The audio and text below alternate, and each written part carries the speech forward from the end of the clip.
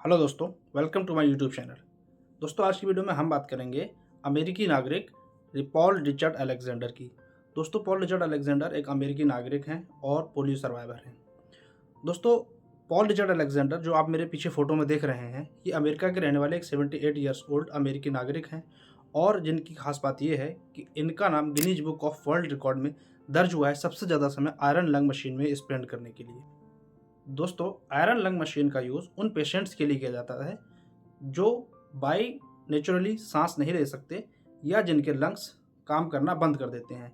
दोस्तों, एक बात मैं क्लियर कर दूं कि अब आयरन लंग मशीन का यूज़ नहीं होता। ये बात है सन 1952 की, क्योंकि उस टाइम ज़माना बहुत पुराना था और अब की टेक्नोलॉजी एडवांस हो चुकी है, तो उस समय इस तरह की मशीन्स का यूज़ होता था। तो दोस्तों, पॉल रिचर्ड अलेक्जेंडर ना कि सिर्फ एक पुलिस सर्वाइवर हैं, बल्कि ये एक लॉयर हैं और इन्होंने कोर्ट में अपने क्लाइंट भी रिप्रेजेंट किए हैं।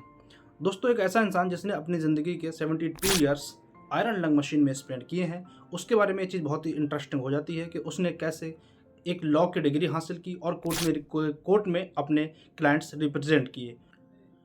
और दोस्तों, इन्होंने अपने लाइफ के ऊपर एक बुक भी लिखी है जिस बुक का नाम है 3 minutes for a dog with polio.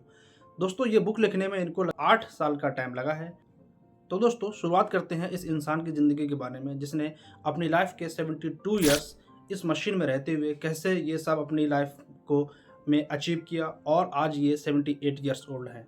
दोस्तों, ये बात है सन 1952 की, जब पोलियो का पूरी दुनिया में बहुत ही ज़्यादा आउटब्रेक चल रहा था। दोस्तों, पॉल का जन्म सन 1946 में एक नॉर्मल बेबी की तरह हुआ था और इनकी लाइफ बिल्कुल नॉर्मल चल रही थी सन 1952 तक। बट सन 1952 में पूरी दुनिया के साथ साथ अमेरिका में भी पोलियो के बहुत ज़्यादा केस हो रहे थे, जिस केस की चपेट में आया एक 6 साल का बच्चा जिसका नाम था पॉल रिचर्ड अलेक्जेंडर। तो दोस्तों, एक दिन पॉल हल्की बारिश में नहा रहा होता है और उसी दिन उसको अटैक होता है पोलियो का।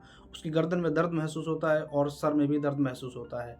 वो वहाँ से निकल कर अपने माँ के पास आता है। उसकी माँ उसको फ्रेश अप होकर बेड पर जाने के लिए बोल देती है। इस तरह पॉल की पहली रात बीतती है, लेकिन अगले दिन उसका फीवर बहुत ज़्यादा बढ़ जाता है। उसकी फैमिली अपने फैमिली डॉक्टर को बुलाती है और उसको दिखाती है। फैमिली डॉक्टर यहाँ पर यह कंफर्म करता है कि इस बच्चे को पोलियो हुआ है, बट वो उनको एक एडवाइस देता है कि आप इसको हॉस्पिटल लेकर नहीं जाइए, क्योंकि उस टाइम हॉस्पिटल में बहुत ज़्यादा केस हुए थे, क्योंकि बहुत ज़्यादा आउटब्रेक चल रहा था, जिसकी वजह से फैमिली डॉक्टर बोलता है कि आप अपने बच्चे की घर पर टेक केयर कर सकते हैं, देखभाल कर सकते हैं। मैं ये रिकमेंड करूँगा कि आप इसको हॉस्पिटल लेकर नहीं जाइए। तो दोस्तों, अगले कुछ दिन पॉल अपने घर पर ही स्पेंड करता है, उसकी फैमिली उसकी देखभाल करती है, लेकिन इस तरह उसकी हालत में रिकवरी नहीं होती, बल्कि और ज़्यादा हालात ख़राब होते चले जाते हैं। दोस्तों, एक टाइम ऐसा आता है जब पॉल को सांस लेना मुश्किल हो जाता है और इस जल्दबाजी में उसके पेरेंट्स देखते हैं कि अब घर पर रहने का कोई फ़ायदा नहीं है, तो वो उसको पास के एक हॉस्पिटल में लेकर जाते हैं। तो दोस्तों, जब पॉल की फैमिली उसको लेकर हॉस्पिटल पहुंचती है, तो वहाँ पर बहुत ज़्यादा हालात ख़राब होते हैं और जब वो इस डॉक्टर उस बच्चे को देखता है, तो डॉक्टर बोलता है कि इस बच्चे के लिए कुछ नहीं किया जा सकता, क्योंकि पूरे हॉस्पिटल में बहुत ज़्यादा सिचुएशन ख़राब थी और हर तरफ सिर्फ और सिर्फ पोलियो के मरीज़ थे। दोस्तों, मैं आपको यहाँ पर एक बात बता दूँ कि वहाँ पर उस टाइम सन 1952 में अमेरिका में सबसे ज़्यादा आउटब्रेक चल रहा था और सिर्फ 1 साल के अंदर 58,000 केसेस आए थे और जिसमें से ज़्यादातर बच्चे ही बच्चे थे। पॉल के पेरेंट के पास कोई ऑप्शन नहीं होता है और वो वहीं पर हॉस्पिटल के हॉल में बैठे हुए अपने बच्चे को लेकर बैठे होते हैं। उनके पास कुछ समझ में नहीं आ रहा होता है कि उनको क्या करना है, क्या नहीं करना है। दोस्तों, इसी पीरियड में एक और डॉक्टर जो वहाँ से गुजर रहा होता है, उसकी नज़र पॉल पर पड़ती है और वो पॉल को देखता है, तो उसको कुछ पॉसिबिलिटीज़ नज़र आती हैं। दोस्तों, वो उस बच्चे को लेकर इमरजेंसी में जाता है और उसका एक ऑपरेशन ऑपरेट करता है, जिस ऑपरेशन को बोलते हैं ट्रैकियोटॉमी।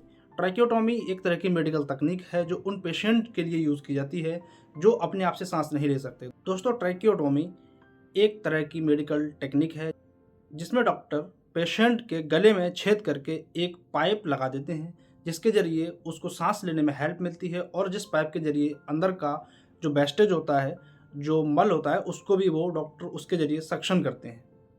तो दोस्तों, एट द टाइम इस तरह पॉल की जान बच जाती है, लेकिन पॉल इस ऑपरेशन की वजह से बेहोश होता है और पॉल की आँख खुलती है 3 दिन के बाद। दोस्तों, जब पॉल की आँख 3 दिन के बाद खुलती है, तो पॉल अपने आप को देखता है कि वो एक अजीब तरह की सिचुएशन में है। चारों तरफ फॉग है, उसको कुछ नज़र नहीं आ रहा है और वो ये फ़ील करता है कि वो अपनी बॉडी को मूव नहीं कर पा रहा है, ना अपने पैर, ना अपने हाथ और ना अपनी बॉडी का कोई भी पार्ट्स। उसका सिर्फ नाक, गला और सर, यही चीज़ें मूव हो रही होती हैं और उसकी बॉडी का कुछ मूव नहीं होता है और उसको लगता है कि वो किसी एक मेटल के एक बॉक्स में फिट हुआ हुआ है। एट द टाइम दोस्तों पॉल को ऐसा लगा शायद वो मर चुका है, क्योंकि पॉल एक 6 साल का सिर्फ बच्चा था और वहाँ पर उसको कुछ नज़र नहीं आ रहा था। दरअसल वो एक टेंट था, जिस टेंट में बहुत सारे बच्चे थे और उन बच्चों के लिए उन्होंने डॉक्टरों ने कुछ टेक्निक लगाने के लिए उसमें पूरा फॉग बनाया हुआ था। जब वो फॉग धीरे-धीरे कम होता है तब पॉल को अपने चारों तरफ सर नज़र आते हैं और नर्सेस नज़र आती हैं। तो इस तरह से पॉल को समझ में आता है कि ये डॉक्टर की एक टेक्निक थी और वो अभी ज़िंदा है। तो दोस्तों इस तरह से सेकंड डॉक्टर के जो ऑपरेशन करने की वजह से पॉल की जान एट द टाइम बचा ली जाती है, लेकिन अगले 18 महीने पॉल के लिए किसी भयानक टॉर्चर से कम नहीं थे। पॉल का कहना है कि जिस तरफ भी वो देखते थे सिर्फ बच्चे ही बच्चे नज़र आते थे, सिर्फ बच्चों के सर नज़र आते थे। वो एक दूसरे से बात करना चाहते थे लेकिन बात नहीं कर पाते थे, क्योंकि जो ट्रैकियोटॉमी ऑपरेशन ऑपरेट किया गया था उसकी वजह से पॉल और बाकी बच्चे बात नहीं कर सकते थे, क्योंकि पॉल के गले में छेद हुआ था और वहाँ बात नहीं हो सकती थी। दोस्तों पॉल का ये एक्सपीरियंस बहुत ही भयानक था। पॉल का कहना है कि जब भी वो किसी को दोस्त बनाने की कोशिश करते थे, उस बच्चे की आजकल में या नेक्स्ट डे में डेथ हो जाती थी। और दोस्तों पॉल के लिए ये हालात बहुत ही ज़्यादा भयानक थे। पॉल को कई-कई घंटे तक अपने बॉडी वेस्ट पर ही लेटे रहना पड़ता था, क्योंकि वो वहाँ पर नर्स को ये बता नहीं सकते थे कि उनको क्लीन होने की ज़रूरत है, क्योंकि वो बात नहीं कर सकते थे और इस तरह पॉल के 18 महीने स्पेंड हुए। दोस्तों पॉल को उस ऑपरेशन ने बचा लिया था, पॉल की लाइफ सेव हो गई थी, बट पॉल की बॉडी पूरी तरह से पैरालाइज्ड हो चुकी थी पोलियो की वजह से। और अब दोस्तों पॉल की लाइफ पूरी तरह से चेंज हो चुकी थी, क्योंकि पॉल के लंग्स काम करना बंद कर चुके थे, पूरी बॉडी पैरालाइज हो चुकी थी। दोस्तों पॉल के आयरन लंग्स काम करना बंद कर चुके थे, लेकिन पॉल की सांसें कंटिन्यू रखने के लिए जिस चीज़ ने काम किया वो चीज़ थी आयरन लंग मशीन। जो आप मेरे पीछे देख रहे हैं ये एक तरह की आयरन लंग मशीन है जो नेगेटिव प्रेशर पे काम करती है। इसमें हवा को एक कंप्रेशर के ज़रिए अंदर किया जाता है, फिर रिलीज़ किया जाता है, फिर अंदर किया जाता है, फिर रिलीज़ किया जाता है, जिससे पेशेंट को साँस लेने में मदद मिलती है। तो इस तरह दोस्तों आपने देखा कि पॉल की लाइफ पूरी तरह चेंज हो चुकी थी, लेकिन पॉल ने हार नहीं मानने का संकल्प लिया हुआ था और पॉल ने without attending a physical class कोई भी क्लास फिजिकल अटेंड नहीं की थी। इसके बावजूद उन्होंने अपना हाई स्कूल किया और उन्होंने अपनी लॉ की डिग्री भी कंप्लीट की। उन्होंने कई साल तक कोर्ट में प्रैक्टिस की और फिर अपने केस रिप्रेजेंट किए। दोस्तों मैं आपको बता दूं, पॉल ने अपने यंग एज में आयरन लंग मशीन के बाहर भी सांस लेना सीख लिया था, बहुत ही थोड़े समय के लिए ही, लेकिन उसी वजह से ही सारी चीज़ें पॉसिबल हो पाई, क्योंकि एक ऐसा इंसान जो रात और दिन मशीन में लेटा हुआ है, जिसका बॉडी काम नहीं कर रही है, वो सब नहीं कर सकता था। अपने यंग एज में उन्होंने मशीन के बाहर भी सांस लेना सीख लिया था, वो विदाउट आयरन लंग्स भी रह सकते थे।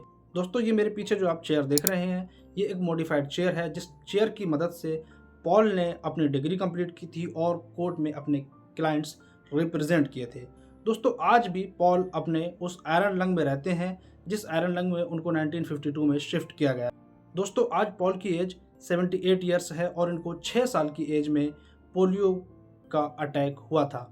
तो इनका नाम Guinness book of world record में दर्ज हुआ है 72 ईयर्स, सबसे ज़्यादा समय आयरन लंग मशीन में स्पेंड करने के लिए। दोस्तों पॉल रिचर्ड अलेक्जेंडर ये पहले इंसान नहीं है जिन्होंने अपनी ज़िंदगी का एक लंबा हिस्सा आयरन लंग मशीन में स्पेंड किया है। इससे पहले ये रिकॉर्ड यूके के रहने वाले एक इंसान के नाम था, जिन्होंने अपनी ज़िंदगी के 75 ईयर्स आयरन लंग मशीन में स्पेंड किए थे, लेकिन दिसंबर 2017 में उस इंसान की डेथ हो गई और अब ये रिकॉर्ड सबसे ज़्यादा समय आयरन लंग मशीन में स्पेंड करने के नाम पॉल रिचर्ड अलेक्जेंडर के नाम है, जो करेंटली 76 ईयर्स से आयरन लंग मशीन में हैं और अभी भी कंटिन्यू अपनी लाइफ आयरन लंग मशीन के ज़रिए ही स्पेंड कर रहे हैं। दोस्तों पॉल की ये जो आयरन लंग मशीन है ये एक बहुत ही हैवी मशीन है, जो एक नेगेटिव प्रेशर पर काम करती है और इसमें एक मोटर लगी है। इसमें पहले प्रेशर बनाया जाता है, फिर प्रेशर को रिलीज़ किया जाता है। इस तरह से पेशेंट को सांस लेने में मदद मिलती है। दोस्तों ये मशीन सन 1928 में बनी थी और जिसका प्रोडक्शन सन 1960 में बंद कर दिया गया, क्योंकि उस टाइम तक टेक्नोलॉजी एडवांस हो चुकी थी।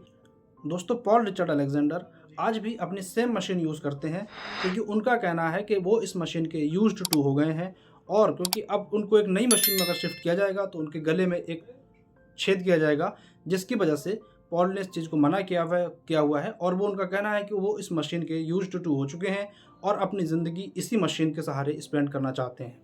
दोस्तों पॉल ने अपने एक इंटरव्यू में कहा था, सन 2021 में इनका एक इंटरव्यू लिया गया था जिसमें इन्होंने कहा था कि मैंने कभी गिव अप नहीं किया और मैं अभी भी गिव अप नहीं करूंगा।